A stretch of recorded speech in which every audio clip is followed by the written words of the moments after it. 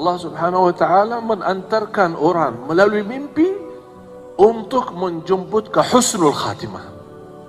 Itulah cara Allah Subhanahu wa taala, kita tidak bisa tahu. Tidak bisa tahu. Allah Maha baik, bahkan terlalu baik sama manusia.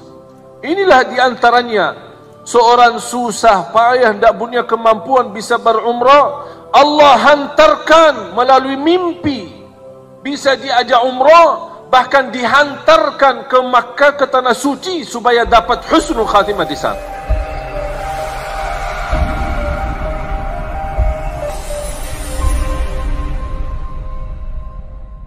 Saya ada satu cerita bagaimana sedekah juga menjaminkan husnul khatimah. Ada seorang, termasuk seorang pendakwah, seorang ulama berdakwah di kota Madinah, cukup terkenal. Beliau pernah menyampaikan sebuah cerita, peristiwa, satu cerita, peristiwa bersama dia sendiri. Kata beliau, saya pernah bermimpi.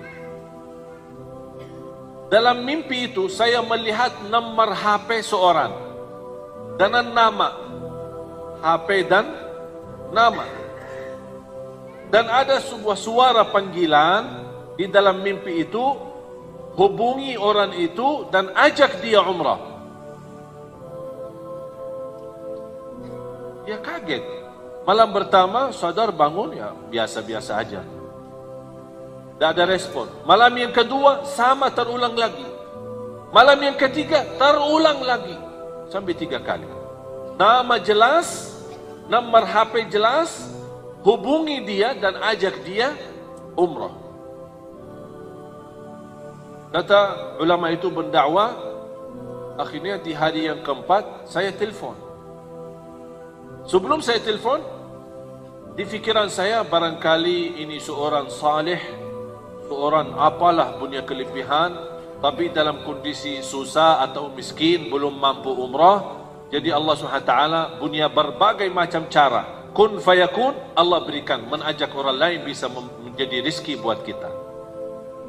Itu fikirannya. Telepon, Assalamualaikum fulan, ya fulan. Betul, sesuai nama yang ada di dalam mimpi. Tolong alamatnya di mana, saya ingin bertemu. Boleh, kasih alamat, ingin ketemu. Begitu dia tok pintu, dibuka pintu sama orang biasa-biasa aja. Tidak ada istilahnya kalau di Arab, yang apa jenggotnya besar atau apa bakannya putih. Nah, biasa aja. Orang-orang istilahnya kalau kita bisa bilang orang awam lah. Bukan orang ulama, bukan orang kiai, bukan orang terlihat ada tanda-tanda kesalehannya. Dia kaget.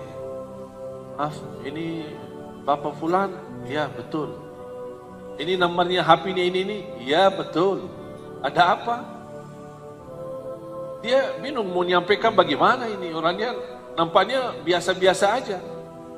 Habis itu karena ini sudah mimpi dan itu ada pesan, dia sampaikan. Jujur saja saya melihat mimpi 3 kali. Diperintahkan, diajak kamu umrah. Dan bukti ini nomor HP dan ini nama. Kata beliau sebentar. Masuk ke dalam, balik lagi. Boleh ajak saya umrah, tapi ada satu syarat. Dia tinggal di Madinah. Satu syarat. Hari ini berangkat dan pulang hari ini. Itu syaratnya. Dia kaget. Nampaknya orang biasa aja. Kayak ini tidak mau lama. Kalau orang saleh biasanya suka lama. Suka lama di tanah suci. Mau apain? Keburu pulang. Kalau ada umrah bisa 1 tahun umrah, ya enak daripada 9 hari travel. Mau nggak 1 tahun umrah? Tapi biaya sama dengan 9 hari. Tak mau bayar 1 tahun. Tapi subhanallah, banyak jamaah kita yang mendapatkan kemudahan bisa ke tanah suci, tapi terlihat mereka banyak di pasar daripada di masjid. Sibuk belanja. Karena dia tidak merasa nikmat dapat kemudahan ke tanah suci. Beda sama orang yang sepanjang hidupnya berdoa.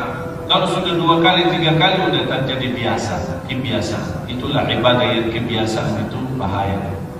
Beda sama ibadah, ada rasa merindukan merindukan Ka'bah, merindukan makam Rasulullah SAW, merindukan Masjid Nabawi, merindukan, beda rasanya. Habis itu sepakati, sudah diajak umrah. Tahu-tahu kata ulama itu, tahu-tahu saya temani perjalanan biasa-biasa saja sampai ke Makkah. Mampir ke Mekah di Madinah, Bir Ali sana, ganti baju di sana, ihram semua segala, terus lanjut perjalanan sampai ke Makkah. Begitu langsung sampai Makkah, langsung cepat-cepat, ayo cepat-cepat, kita mau cepat pulang. Itu bahasanya. Terus tawaf selesai, Safa Marwah selesai, cukur, tahallul, lepas ihram, pakai baju, udah ya, ayo yuk kita pulang.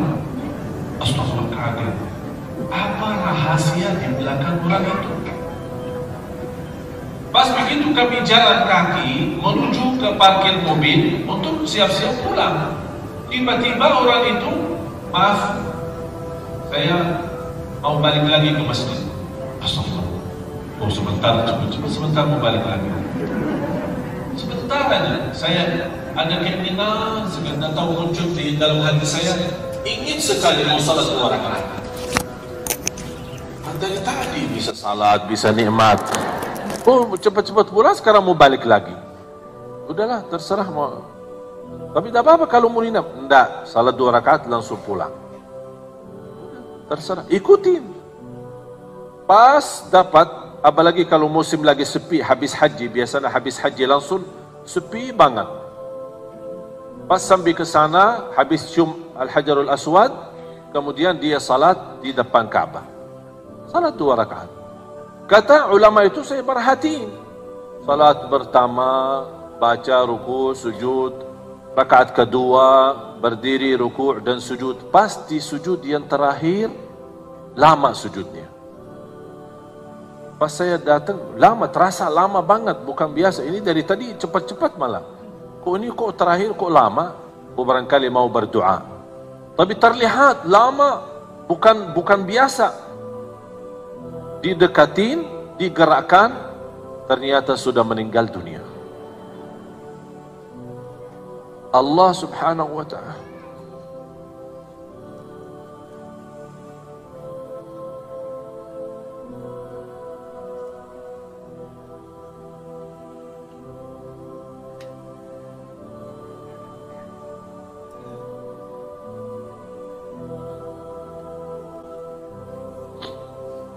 Allah Subhanahu wa ta'ala menantarkan orang melalui mimpi untuk menjemput ke husnul khatimah. Itulah cara Allah Subhanahu wa ta'ala, kita tidak bisa tahu. Tidak bisa tahu. Allah maha baik, bahkan terlalu baik sama manusia. Inilah diantaranya, seorang susah payah, tidak punya kemampuan bisa berumrah, Allah hantarkan melalui mimpi, bisa diajak umrah, bahkan dihantarkan ke Makkah, ke tanah suci, supaya dapat husnul khatimah di sana. Inilah cara Allah. Kalau Allah berikan izin husnul khatimah, tidak ada yang bisa membindahkan husnul khatimah itu.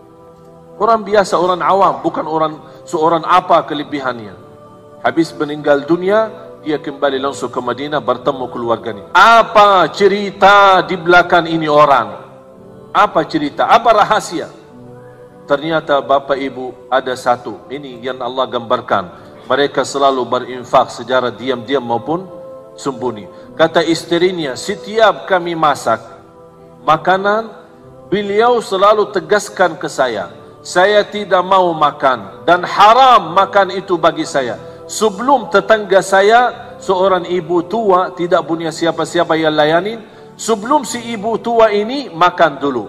Habis dia makan, baru saya makan sisanya.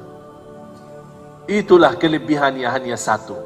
Bu dan jamaah sekalian, kita tidak tahu mana saja amal salih yang menjaminkan husnul khatimah. Bisa amal salih sederhana, tak dinilai, tak dihitung, tapi ternyata melalui amal itu terjamin masuk surga, terjamin husnul khatimah, bahkan bisa di tanah suci. Walaupun kita orang di Indonesia, Allah punya berbagai macam cara. Ini semua dunia dan segala isinya Allah yang atur. Kita tidak bisa apa-apa. Oleh karena itu jamaah sekalian, ketika kemarin saya di Hong Kong, Saya terharu sekali kepada seorang wanita pembantu. Baru saja saya dengar berita dia kembali ke tanah air nikah, kemudian kembali lagi ke Hong Kong bekerja. Pas kemarin saya mengisi acara bersama Imam Besar Masjid Qiblatain di Hong Kong, ada seorang ibu itu datang kepada saya sambil menangis.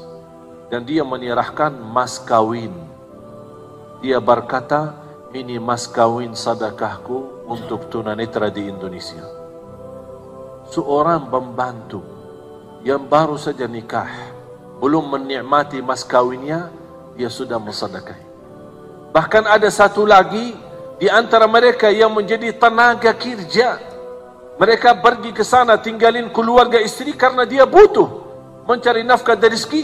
Dia mengikhlaskan gaji 1 tahun. Dan dia mohon kepada saya, mohon diterima. Saya berdoa, ya Allah, mohon diterima mereka ini. Inilah kadang-kadang jamaah sekalian, ada amal salih yang kita tidak pernah hitung, tidak pernah kita fikirkan, tapi ternyata melalui amal salih itu bisa membahagiakan orang lain, bisa berguna bagi orang lain. Wallahi, dengan kun fayakun, Allah berikan pahala yang begitu luar biasa.